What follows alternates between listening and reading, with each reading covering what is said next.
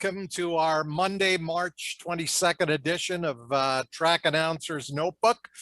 Like the Energizer Bunny, we just keep moving right along. I think we started this back in May and even did that Daytona Bike Week Marathon that was a lot of fun, but a lot of work as well. So Stuart and I are happy that we're back to just once a week for now until well, I hope by next March I can actually get to Daytona.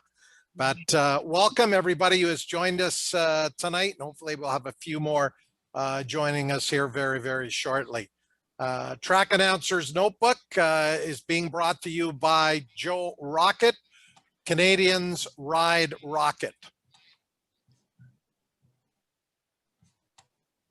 And so first up on our schedule, as we always do, and again, our thanks to Bruce Parker at Joe Rocket, not only sponsoring our shows during Daytona Bike Week, but also for the rest of the month of March. Great to have them aboard. And of course, they're now involved with the CSBK series as an official sponsor and partner. So that's exciting news. But Stuart, lots going on with CSBK. We'll touch on a little bit of that with Sheena and Sandy, but take it away.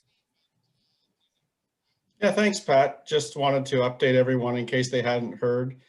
We've got some news that Jordan Zoke has officially been awarded the #1 plate for last year's championship run in the CSBK series. So I thought it was already done, but I didn't realize they made a formal announcement last week. So thought we'd mention that, as well as Ben Young announced this week that he is set and planning and he's good to go and he's going to be racing in the 2021 series. And obviously last week we had Alex Dumas on, who's he's also joining the series. So I kind of put these three guys together thinking they're probably going to be the three guys gunning for the title as the early favorites. Yeah, Stuart, a lot of discussion last year as the CSBK series sort of evolved as we went through the year and learned to deal with COVID-19. And really, every rider had to make his own decision based on his or her circumstances as to whether they were going to go and race. But there were 4 Superbike rounds. Jordan Zoke elected to go and compete and race and won all of those 4 rounds and was given the championship. But I think the issue there was he was not going to be allowed to carry the #1 plate in 2021. He appealed it to the MCC tribunal, and they did approve that he can carry the #1 plate as the reigning and 14-time Canadian Superbike champion.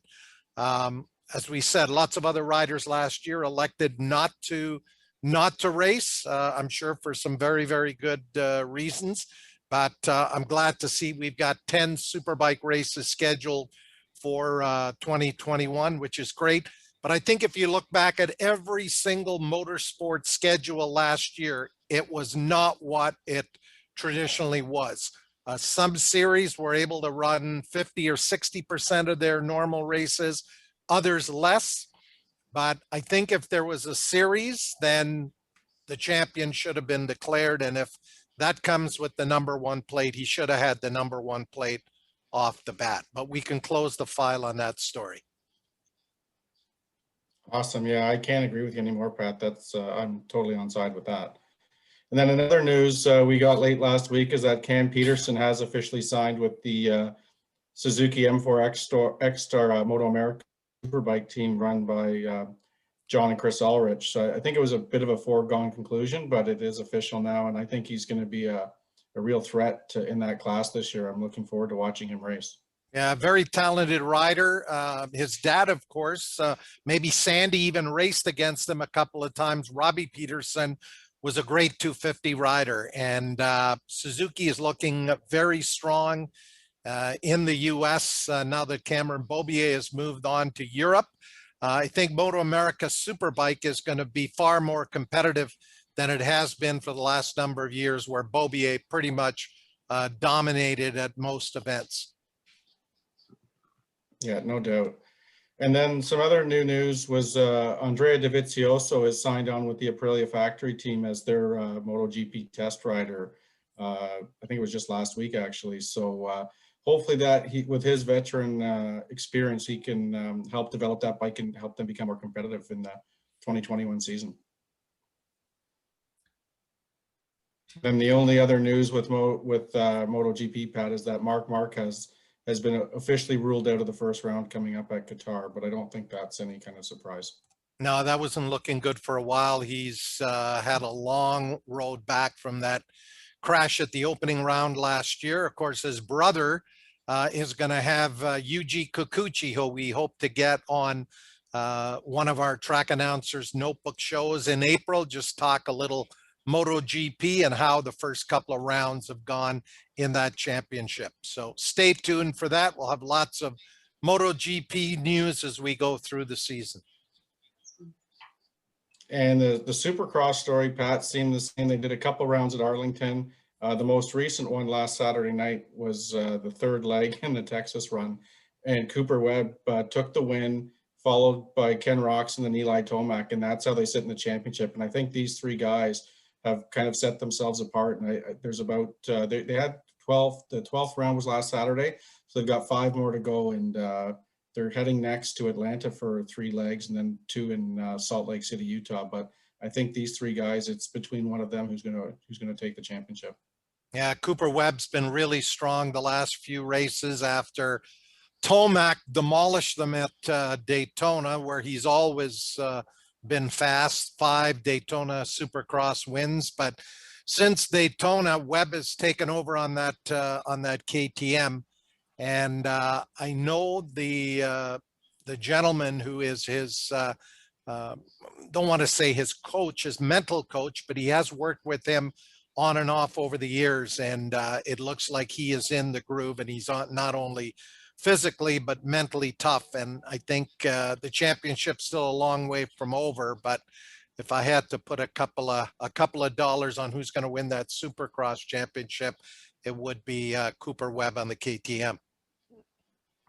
Yeah, for sure. The mental side of racing is probably the biggest component to success. But and I think that's all we're going to have for our Nodell's Notes, Pat.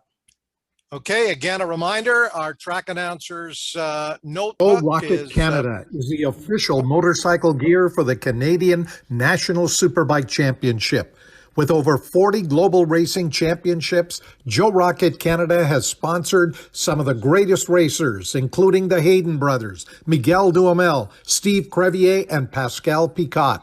Reigning and 14-time Canadian Superbike champion Jordan Zoke will ride Rocket in 2021 in his Fight for 15. Joe Rocket Canada produces a wide range of motorcycle and snowmobile gear, including jackets, pants, helmets, gloves, and footwear. This riding and racing season, champions ride Rocket, the official motorcycle gear of CSBK. And that'll bring us to you and Sandy and Shane, Pat. All righty. Thanks for everyone for joining us tonight on Track Announcers Notebook. We have Sheena and Sandy Noche of Pro 6 Cycle / Pro 6 GP Regional Road Racing Series. Sounds like you guys are busy with all those different jobs you're doing.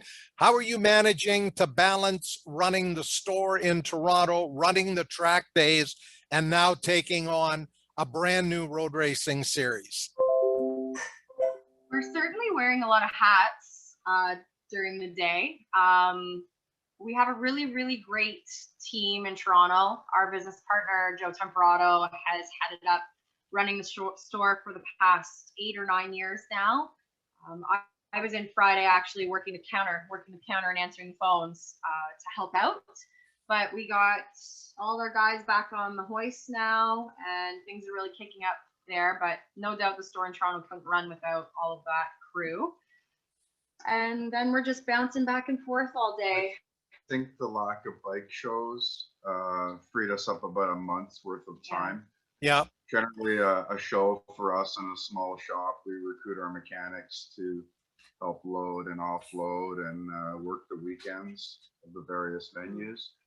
So we we were just as busy as ever without the show, preparing for the GP and the season. So it kind of worked out this winter.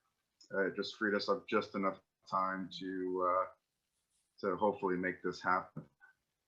Well, it sounds like it is going to happen. I think last week the media release came out where you had signed on 3 major sponsors for your classes: Kawasaki, the presenting sponsor for Pro Sport Bike; Liqui for pro and amateur lightweight sport bike; and DP Brakes for amateur sport bike.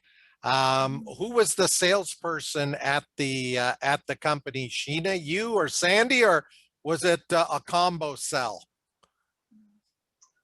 It was a combo. I have a history with a lot of these companies, and as we introduce more sponsors over the next weeks, you'll see it's been people we've been working with, racing with, vending their products for 25 years. We're looking forward to announcing more sponsors, but big shout out to Kawasaki, Liqui, and DP Brakes. I always want to call them Dunlop Pad. That was their original name. We do have some more just signed on today, but we've worked with these companies for years, and their support means everything to us and our racers. So we're pretty excited to have them. Very excited to have them. Yeah, and I think it was maybe about 3 weeks ago now, CSBK announced the additional 2 races, 1 additional round for the Superbike class only. That's going to take place at your opening round of Pro 6 GP Road Racing Series on the 4th and 5th of June. When you looked at all of the options about adding a couple more Superbike races, why did that weekend make more sense than maybe tacking it on to the September round, or looking at maybe some other options? Well, Colin has a lot of historical, I guess the series has always ended at Mossport. So, or Old Not Mossport at always. CTMP. Yeah. A lot of times. But for a long time, that's been the traditional doubleheader where the championship gets decided. I can understand that. Correct. And it makes for some really great racing. Everyone really looks forward to that weekend. It was a natural kind of evolution to pair in the Superbike into the opener. We already had a track day scheduled for the Friday, the 4th, which allows us to add in Superbike practice as well as qualifying on the Friday. And then we had fit 2 Superbike races in on Saturday within our regular GP events. The great thing about Calabogie is as well, in June and July with the long days, we have the option of renting the track into the evening. So we run up until 7 o'clock at Calabogie, which really, I mean, those last couple of hours really give us that safety net to get through an entire day's events. So most of the riders were already indicating to us that they'd be up there testing and racing and participating in the first event anyways. So when we talked about it with a few of the top guys, they figured, well, we're already there. It's a no-brainer. Let's get one out of the way. We don't really know, right, what's going to happen throughout the rest of the season. We're prepared to juggle around as we need to make sure that we get those 10 Superbike races out. But we thought, well, let's just make one happen right off the bat and check it off. Okay. Now, for the Superbike class that weekend, is the CSBK class going to be running combined with your Pro 6 Cycle GP Pro Superbike class? And then how do the points and the prize money work, where you're combining the 2 classes? Sure. So for the Pro Superbike CSBK round, we'll just score points in both classes. So it will pay the prize money of a CSBK National, have the entry fee of a CSBK National for that class. Everything that goes along with it, just riders will also receive points for the Pro 6 GP. Okay. And then looking at the Friday where you're going to do practice and qualifying, how many practice sessions and what's the format going to be for qualifying? So it'll be this one, possibly two practices. And then qualifying, regular CSBK qualifying. We rented the track into the evening on that day as well. So we have some time to kind of push the track day riding a little bit later into the day to fit CSBK in more central 3 o'clock typical time qualifying. In the past, not at every round, but I think primarily at Canadian Tire Motorsport Park, you've brought out the Dunlop qualifying tire. Is that in the plans for this year or not? Yes, I actually just ordered those yesterday. And what rounds are we going to see those Q tires? Pardon? We'll only see them at Mosport. Okay, so that's something to look forward to in August. Pardon? The GP as well. We may see them at the GP, but so what we do is not to cost the riders more money. We give those free of charge, Wow. and we don't want to cost the guys another tire. We do it for the excitement because Mosport's such a big event, and we also do it for the TSN coverage. But more content, make qualifying more exciting. At the same time, it's not cost effective to give them free at all the rounds. And we feel in our series that a Q tire, if it costs the riders, it's not cost effective No. to have them buy a tire for 3 laps. So we do this as a once a year. They are free of charge, and we have fun doing it. So, and they've always liked it, especially for free. So that's the reason we only offer it the one time. Right. Well, the price is A right. offer. And The price is right. yeah, is this going to be a different tire than they would have run in 19, or not sure if you ran them last year at Canadian Tire Motorsport Park? So last year with COVID, we did not run them. In 19, we had a different tire, different formula. In 20, we were pretty pumped. We built a new Q, and it was able to do 3 to 5 laps. But that was the event that the track had been swept with some solution the night before qualifying. And we were going 2 to 3 seconds a lap slower with this residue on the track. Guys were going faster in Friday practice than we did in the race on Sunday. It was a faux pas, mistake. It happened. We did lose, a rider crash out Saturday morning because they weren't aware. No, it was Friday morning. Was it Friday morning? It was very cold Friday morning. It was very unseasonably cold for August too. I think we only had a high of 16 degrees that day, so it was a lot of It factors. was a lot of factors. So we didn't get to see the potential of our new Q because of the circumstances. So hopefully this year, COVID and everything, like I said, I've ordered them. They're building them for us as we speak, and we'll have them for Mosport. Awesome. That's great news. When we had you on the show, just after the series was announced, we talked about prize money for the pros. I saw an announcement for the pro sport bike class presented by Kawasaki, where there is a prize fund. How is the $1,500 going to be paid out? Is that to the top 3, top 5?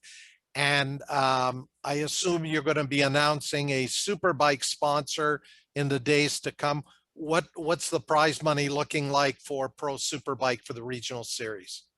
So we haven't decided what the payout will be to what position, either first through third or first through fifth. We're going to talk to some of our guys and decide. So above and beyond the $1,500 for a pro sport bike, or rather the Kawasaki pro sport bike class, we'll be paying $2,500 for the pro superbike class. We're pretty excited to pay that amount of money at a regional series. So we're thinking about spreading it down to the top 5. What do you think, Pat? Top five probably would be good. But you know, in a perfect world, it would be neat if it was had an extra zero on that. But I think we still have a ways to go in the sport to get to that kind of a payout. Again, if you're just joining us on Track Announcers Notebook, Pat Gonzalez, along with Stuart Nordell, our guests tonight, Sheena and Sandy Noche with Pro 6 Cycle and Pro 6 GP, the new regional series. A bunch of new sponsors announced last week, and we now are waiting to hear, unless you want to announce it on the show tonight, Sheena and Sandy, some additional sponsorship with the series, or does that have to wait for the official media release? It doesn't have to. Our Pro Superbike sponsor is BMW Canada. We're pretty happy to have them on board for that class. We're waiting to hear back from some of the other manufacturers for the other classes. They actually just got back to us this morning. BMW did. So we're really pleased to announce that now we have BMW. So it'll be called Powered by BMW Motorrad Pro Superbike. Okay, cool, very cool. Yeah. And what about contingency programs? What aftermarket companies and what manufacturers have you talked about for per race and then for the overall championship in terms of contingency? So far confirmed. Of course, we're working on Dunlop. We're coming up with a plan for that.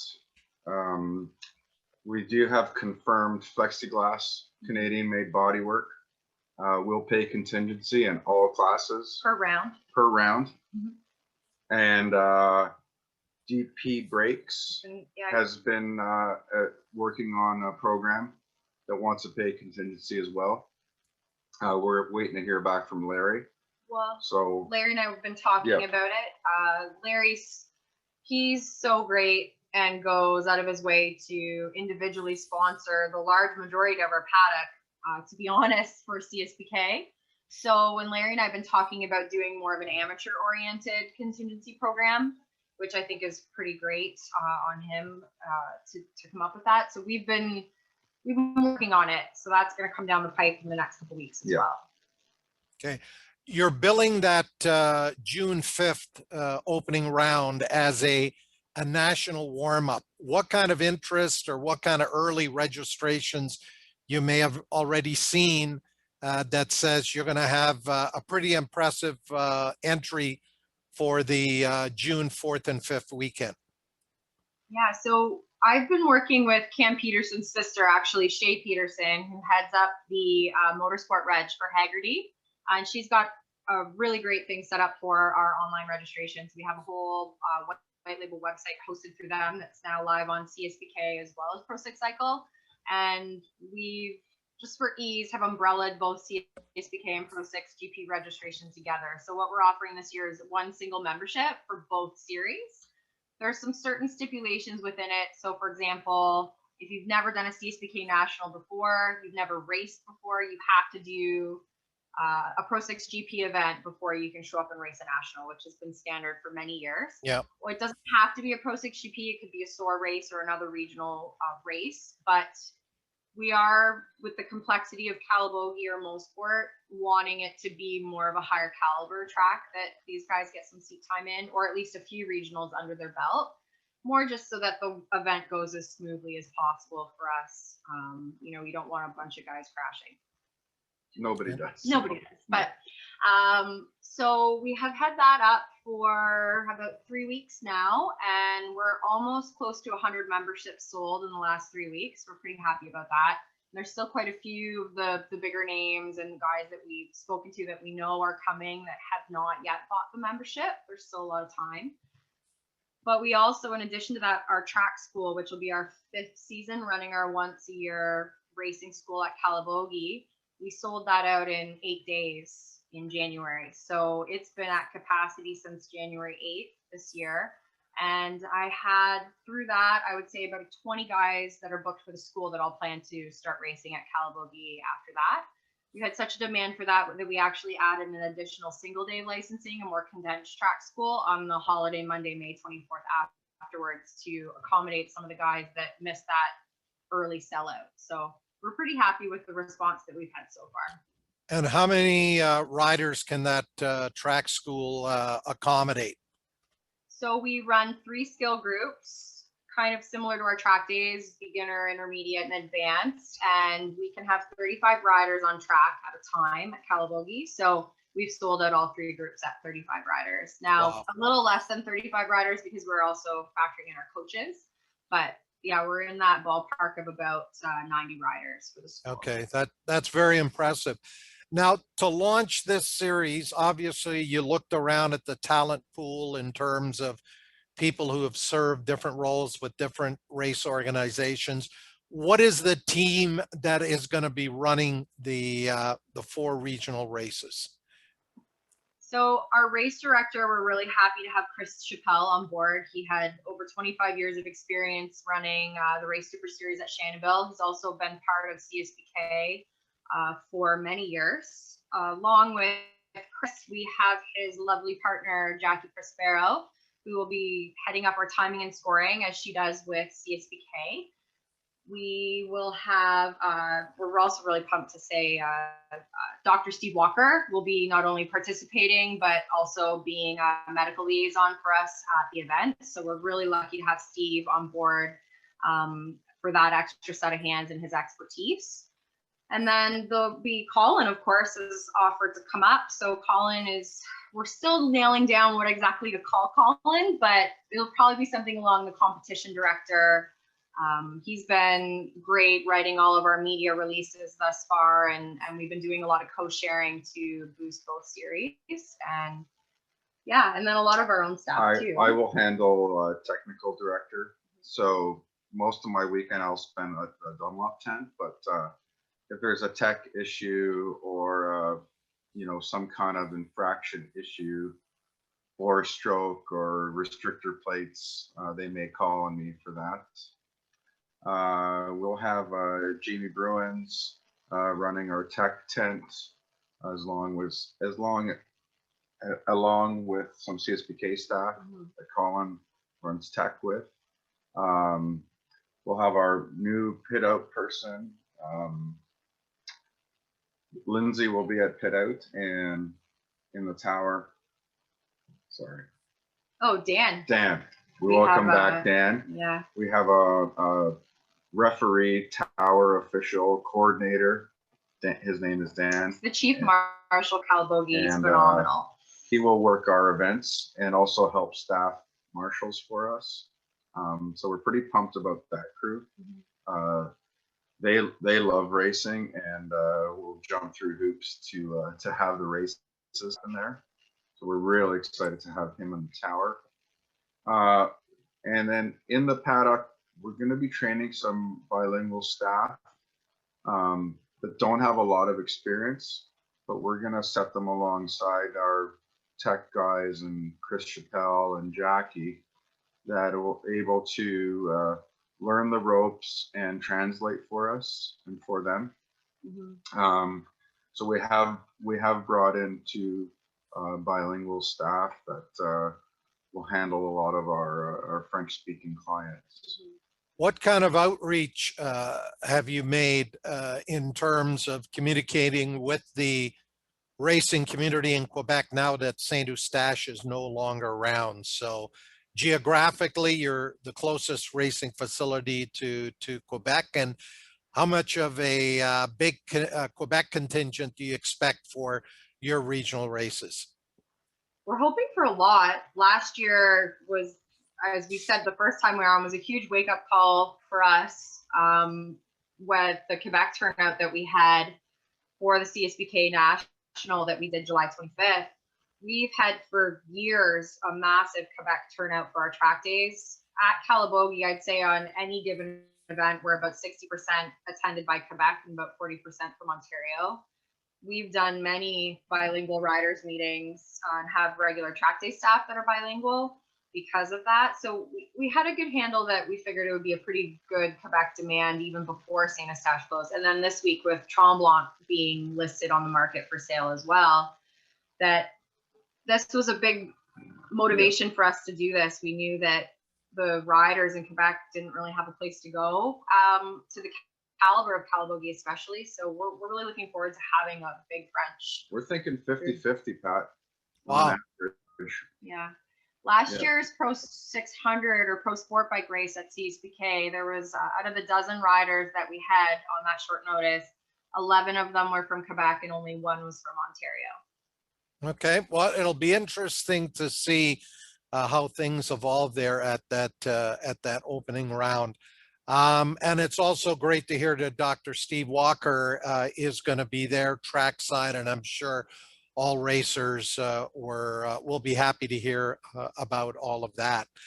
Stuart and Odell, have we got any questions there in the Q&A for Sandy or Sheena? Yeah, just a couple here, Pat. First off, congratulations on the series. That's great that you guys have been able to put together the kind of support that obviously as a former racer, you always appreciate the purse money and contingencies and so forth. So that's great. I think you guys are headed in a great direction. And we did have a question with regard to the qualifying procedure, if it's going to be time sessions or will they be qualifying heat races? Yes, they'll be timed. We're going to be using the same timing system as CSBK. So everyone will need to have a transponder and there'll be time sessions.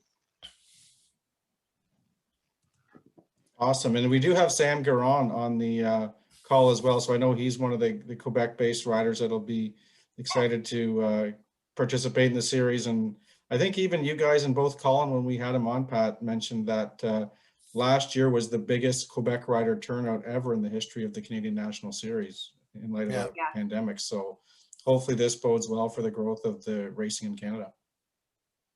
Yeah, and earlier at clear. the beginning, I put up the pictures of Alex and Ben and Jordan, which is awesome. But if I had to add another one, I would be adding Sam.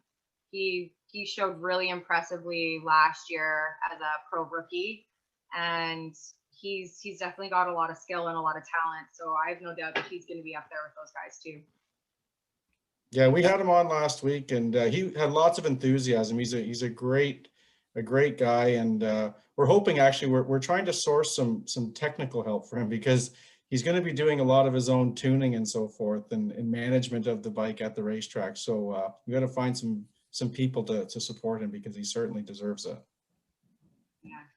Yeah. In addition to the classes that you've announced sponsors for, what's the status of amateur superbike? It looks like your classes will pretty much mirror what's running in CSBK. Are there any additional classes you're looking at adding, like a 250 Grand Prix vintage class, Sandy?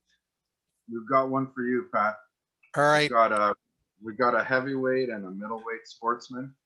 We're going to score it separately, and also scored separately within the class will be over 40 and over 50. Anything goes, 250 GP, old R1s, Ducatis, SVs, and it's a run what you run class. Yep. All we ask is that there's no top CSBK guys in it, cherry picking. We want it. You know, Steve Walker is going to race that class, and others like him.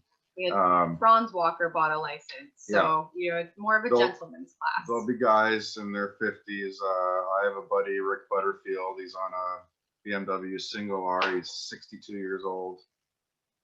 He raced RZ Cup way back when. He's going to come out and play in the heavyweight sportsman. So okay. Those two classes, we're hoping we could get guys like Daryl Cooney out or Eddie Brunet in their 250s, and you know, it's a great place for anyone in P4, P5 to come out and get some extra seat time for PRA. That was kind of the goal with that. I still have a 250. Sandy has a 250, so maybe we can. It's our gentleman's class, so we called it middleweight and heavyweight sportsman.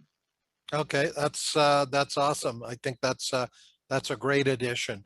Stuart, I think we've got a couple of more questions that have come in the Q&A for Sandy and Sheena. Yes, we have, Pat. We've got a bunch of people come in here, so I'll go through the list here one at a time. What's been asked first here is, will any transponder work for scoring, or is there a specific make that has to be purchased, or will it be rented through you guys? So we'll have some rentals available. And then it's the typical, same as what Source, so it's the X2 or the new, I think it's like a TR2. They have a newer one that they've, but it's the MyLapse, the system that works with MyLapse orbits. We will encourage people to buy them, Yeah. but there will be rentals available. And then next on the list we've got is the lightweight class going to be running slicks? And do you know if CSBK will be running the Q3 Plus for 2021? That's Justin, I know it. It says It, anonymous so- attendees, so we may have to delete them, I guess, if they're. That's fine. So so in Pro 6 GP, the class will be pro amateur combined. Slicks are eligible for that class, But it is open tire. but it is open tire. So you could run road tires, other brands, or so long as it's the Pro 6 GP weekend, you can run Whatever any you like. tire. Yeah. Yes. Okay. The new rule for CSBK, we apologize for the delay.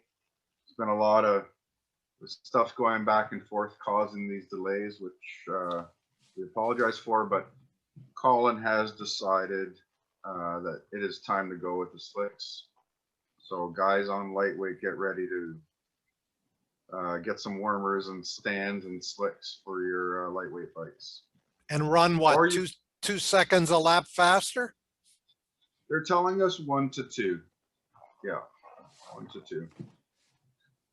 So Moto Okay. America has had their lightweight class on slicks for, I think that's the 4th season now. Yeah. So we've kind of pushed it, strung it out. We did a rider vote last year to ask what the guys wanted. It's pretty 50-50 split. The year before it was like 99% wanted to stick on the Yeah. Q3s. So they did start asking, and I think for the most part people will be happy. It's a good And it's time. time to change it up. Go ahead, Awesome. Stuart. I And then think we there's got, just a couple, we've got a couple more here, but I guess there's two that I can tie in together just regarding the Friday before the races. If qualifiers are on the Friday, or is that the case for both regionals, or is that only for the national series? So all of our Friday track days are track days. There's only, all of the Pro 6 GP events are just a single day. The only 2 exceptions are Pro Superbike will have their practice and qualifying on the June 4th event. All of their classes that weekend will practice, qualify, and race on the Saturday on June 5th. And then the other exception is the July 10th, 11th weekend. That's going to be a 2-day because that's running as a CSBK event, but we will also score with Pro 6 GP. Awesome. And then the last question I've got here in the Q&A is, will there be a dyno at the Pro 6 GP events? Maybe. In the sport bike classes? Maybe. Why are you keeping that in your pocket? is that a definite maybe, or is that a sponsor? A definite maybe. So there is actually a dyno on site at Calabogie. So Yeah. if we're in the car garage, so if we're in a pinch, if there is some protest, we do have the ability to dyno. But the Brooklyn Cycle dyno will only be there at the CSBK Nationals. It's not going to be there for the standalone Pro 6 GP Yes. event. So it'll be there for sure at the first 2 events then. Yes. All right, I think, let me just check here, Pat, there might be one. I think you may have one. Is there any rules on type of, yeah, we've got one last one here. Is there any rules on type of oil needed to run for being on the track? The type of oil that lubricates your engine parts is a great type. Yeah, So nothing specific. Okay, great. No, we want to keep the GP class when it comes to tires and rules, the GP weekends. We want to keep it very open and Yeah. inclusive. but I don't believe there's any series in the world that specifies an oil. Oil. Maybe he's thinking fuel. Yeah, Might be getting confused with spec Maybe. fuel, which no, we're Yeah, not. I never heard of that either. no, Yeah, maybe they are confusing fuel or, yeah, we're no spec fuel for the Pro 6 GP. CSBK has spec fuel, but the GP is open. You can pump it full of MR 12. or- whatever they're at now. What are they? MR 13? I don't know where they are now. Sandy and Sheena, what is the current status where the track is located in terms of the number of spectators you can have as of today, and where do you think it might become the beginning of June? So we've been pretty lucky with Calabogie. It sits in, I believe it's Renfrew Public Health, which has been in a green area in the entire time, other than when we did the province-wide lockdown in January. They've been open. They've had a really good resurgence with their ski hills. I'm an avid skier. I've been watching like a hawk with what the Organized Ski Canada's been doing to get all of those people out on the ski hills, because I feel that we have a very mirroring system in a lot of ways to ski hills. I'm very optimistic for Calabogie that right now they would be able to allow 100 spectators. Now it's varied a little bit. Last year we're not working. The color coded system didn't exist last year when we ran motorcycle events. It was still the stage 1 or phase 1, phase 2, phase 3. So I haven't heard down the pipe yet what the motorsport specific regulations are going to be. I'm hoping at absolute minimum, it's still a rider and 4 crew members. That gives us a little wiggle room. And then if we had 100 spectators on top of that, that would be spectacular. Okay. So we know about your track days at Calabogie that have been going for a long, long time, basically since that facility just about opened. And then you're traditionally at Canadian Tire Motorsport Park in August. What is the situation there, and or are those already sold out? We're sold out in a few groups on most of the days for Canadian Tire Motorsport Park. Already, and that's not till August. We're actually sold out in a lot of our Calabogie track days into September already. The demand for lapping days is mind-blowingly large this year. We have one weekend, June 26th, 27th. It's just a 2-day event. It precedes DOCC at Calabogie. It sold out the end of January. I've never sold out a track day in all groups that early before. So we've sold out weekends in July. Our 2 days in June that follow the Pro 6 GP are sold out in mostly all their groups as well. It's really been incredible to see how many people are looking forward to getting onto the track. But Mossport right now, or sorry, CTMP right now, I believe their Durham is still in a red zone, so they're not locked down. So, I mean, if it's still in a red zone, I don't believe we would be able to have spectators, just according to public health. I think the outdoor sport limit with that is around 25 spectators and 10 participants. So I think if we were able to have a paddock full of racers, I don't know if Durham Public Health would let us have spectators. Yeah, But yeah. we have to default a lot to the tracks themselves to lobby with their local municipalities and their local health units for those guidelines. Unfortunately, as organizers, we don't really have a lot of say. We don't work with those health units or those municipalities on a regular basis. The tracks really themselves and the management are the ones that have the great relationships with those people. So we have to default to them. Yeah, well, we're keeping our fingers crossed because, as many of you know, this is the 60th anniversary of Mosport / Canadian Tire Motorsport Park. And, you know, if you're only allowed 100 spectators, you may as well have the limit at 0. You know, 100 spectators isn't going to do it. You need, I would think, at least a 5,000 limit. And we got a long way to go, I think, before the local health departments would approve something like that, but we'll see. Stuart, I think we've got a few more questions that have come in here for Sheena and Sandy regarding the series. Yeah, thanks, Pat. We do. Actually, the first one I'll go to is from our friend Henry DeGao, who's from Florida. And I don't know if Sandy and Sheena are familiar with Henry, but he's promoted racing for years and years in the past. And he's asking, has track days basically become the major force of racetracks? And do you see a transition of guys or girls doing track days transitioning into racing?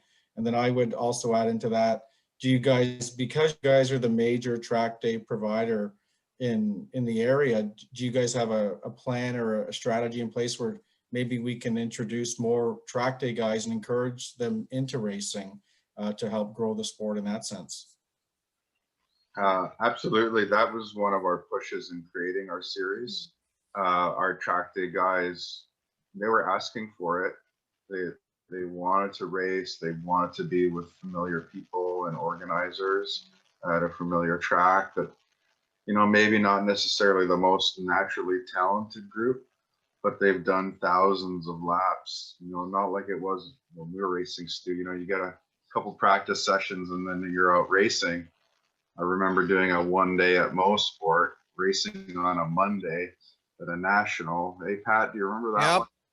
And I was lost and thinking, oh my God, you know, where am I going here? Turn 8 was, you know, pretty frightening. I basically was in the pro open race. But these guys have done a lot of laps. They love the sport. They love the camaraderie. I'm not sure which one they like more. And I think not that they're getting bored, that they wanted to change. And it's racers we may have never seen. Now they're not going to set the world on fire, but they're going to have way more fun than guys like Zoke and Ben, because they come to hang out with their buddies, ride their bikes, have a nice dinner in town. It's a big deal. We're looking forward to working with those guys. A lot of them become dear friends of ours. Wish we had invited them to our wedding 11 years ago. You know, they're just good people, and we share the exact same passion. That's what we want to do, is just ride our bikes and have fun and not have too much stress, you know, of the racing. So we've seen quite a few of them in the amateur superbike at the CSBK Invitational, or at the CSBK National that we did July 25th last year. I think it was around 60%. It was definitely over 50% of the amateur superbike grid were first time to CSBK riders. They were our regular track day riders who've been coming for a few years. We see them 10 to 15 times a year. They're very comfortable with us. They're very comfortable with the facility. So it was a very natural jump for them, if they'd ever considered racing, that was the one to try. And the winner of the amateur superbike class on that weekend was one of our regular track days, one of our regular track day riders, Marc Labossiere. And the rest of the podium was filled out with our regular track day riders as well. They showed really, really well. And a lot of them are on board for next year. They're very excited because it's interesting the way that you see their booking practice. They'll book the Friday practice. They're going to race on Saturday. And then they book the Sunday, Monday, Tuesday track days. They're just going to stay for all 5 days and ride. So we hope that a lot of these track day riders will feel comfortable enough with us that if we're encouraging them to go and give racing a try, that it's probably about as much hand-pulling as they're ever going to get to give it a shot.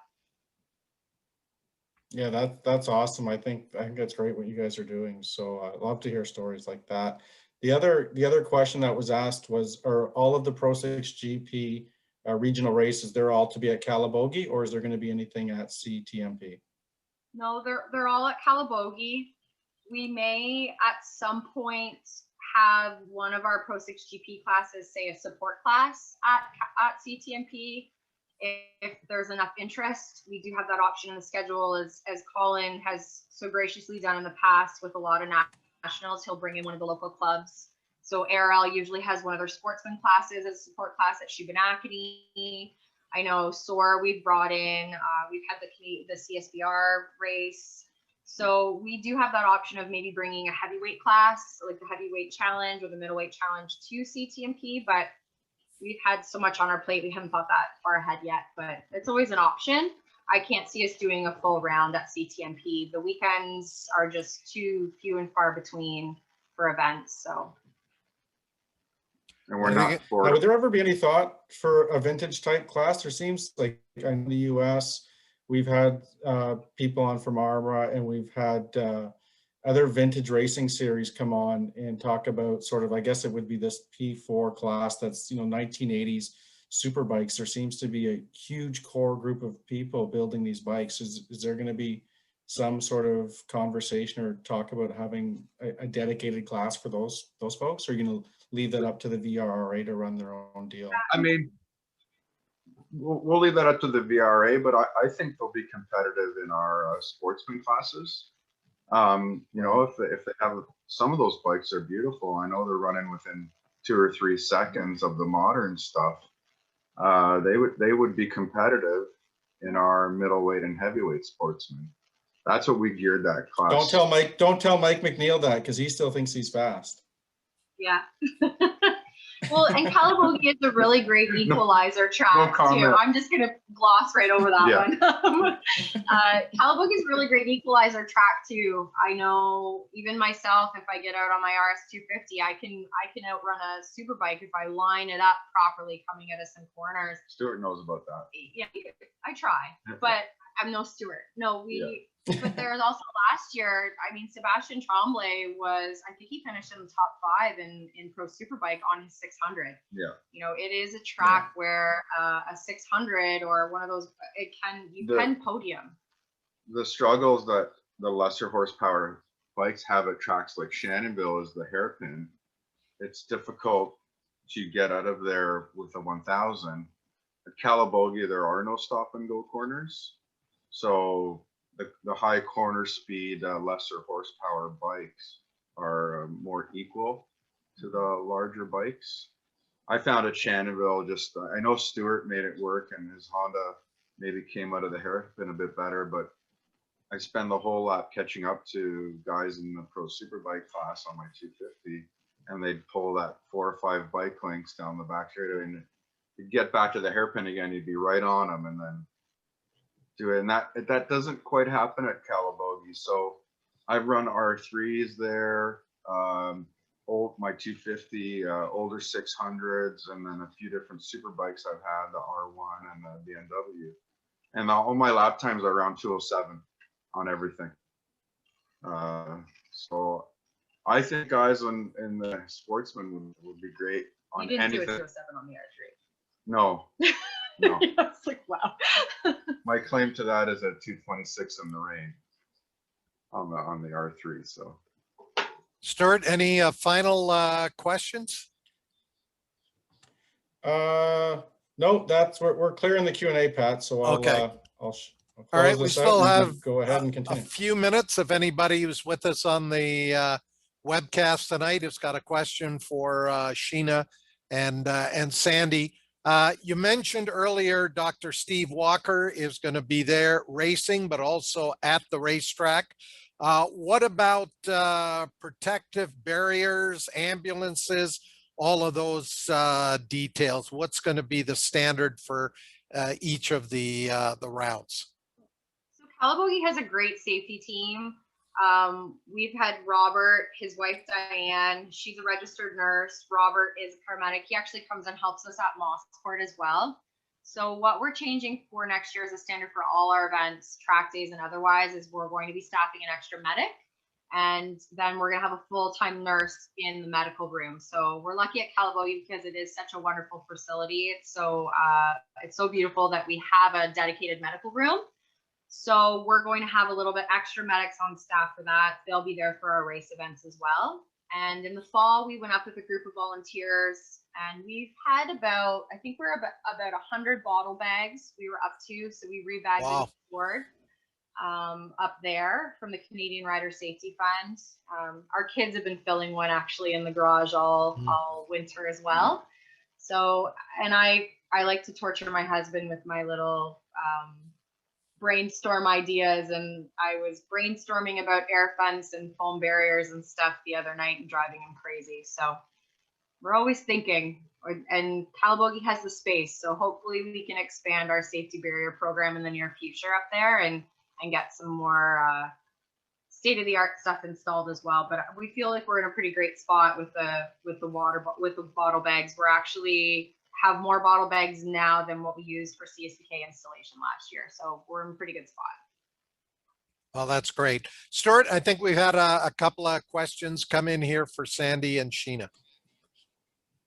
Yeah, actually, they've just commented on, do you see more bottle bags coming together, so that it's just more of a reiteration of what you guys were just talking about. But the other comment we've got is in from Nathan Naslund, and he's just saying, great seeing you guys again. And he's really looking forward to your track days at CTMP. He's booked in for all 4, so the bandit's ready to go. Awesome. I think maybe Nathan has to get out in that sportsman class. Yeah. Yeah. That would be good. Add him to the list of riders. Sheena and Sandy, we're going to jump ahead now to late September. In a perfect world, when you look back in late September on your very first season, what would you have liked to see? What hits it out of the park in this very first year of Pro 6 GP racing? Well, What's yours? I'm curious. in our family, when we're having a really nice lunch, we're talking about dinner. And I'd like to think at the end of the year or mid-season, we're already thinking about next year and you know, continuing and making it even better. And you know, I'm excited. I'm super excited about it. And I'm already looking forward to like more years of it. And I did want to mention for the sportsman classes, we do a half price licensing as well. So is that like a senior citizens discount? Exactly. Basically, yes. Okay. Exactly it. Yeah. We figure you guys have paid your dues, so Yeah. it's $100 membership for the sportsman class. There you go, Yeah. Nathan. Yeah, Dean Plater was one of the first people that picked up on that. He was like, so what's this? But I agree. It would be really great. It's going to be so great to work with a lot of the people that we enjoy spending a lot of our time with to begin with. You know, people that we still get together with for dinner in the off season. I look forward to just, you know, the end of those really hot, long days, sitting down and having a beverage with the crew and just, you know, not getting yelled at too much maybe would be a good one. Yeah. Just having a good time. We're both racers at heart. We love the sport. We're just really glad that we're in a position where we can start to give back and then try to make things a little bit better. Okay, Stuart, have we got, I thought I saw a couple of final questions in there before we wrap it up. Yeah, Pat, no, just quickly, it was both Nathan and Pat Barnes has even come to the plate and said he's going old boy racing, but Nathan said he's in, so we're going to have to hold him to it. I look forward to seeing him on the racetrack. I've seen him at track days before, and I know he's raced years ago, but I look forward to that. That's really cool. Well, it's I'll pick him up in the county way through. it's a lot of laps from Edmonton International to Calabogie. That's been quite the trip for Nathan Naslund.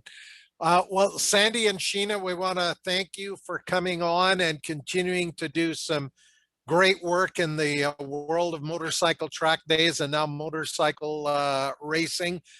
Sounds like you've got some great sponsors and partners already lined up. We announced a new one for your Superbike class in BMW Motorrad. I assume Chris Duff had a little bit to do with that. And I'm sure there'll be other announcements coming out before that opening race weekend on June the 4th and 5th. I'm going to actually try to get out there for that weekend if I can break away for some of my duties here in and around Toronto. But all the best with the series, and maybe we'll have you back on after that opening round just to do a quick recap on the weekend, because it'll of course also be rounds 1 and 2 of the CSBK Superbike Championship, and that's really shaping up to be a great class this year with the addition of some of the new talent. Of course, Alex Dumas coming back. And, you know, unlike last year when many of the top riders elected to sit it out, it's going to be all hands on deck with probably the strongest field we've seen in quite a few years. Stuart, what have you got to close it out? Yeah, Pat, thanks. Just wanted to thank Sandy and Sheena for joining us. Looking forward to their program this year. And just to remind everybody that's tuning in that please subscribe to the YouTube channel. We record everything, so if you do miss an episode live, if you do subscribe, you'll be notified once we upload a video, and it's usually every Thursday.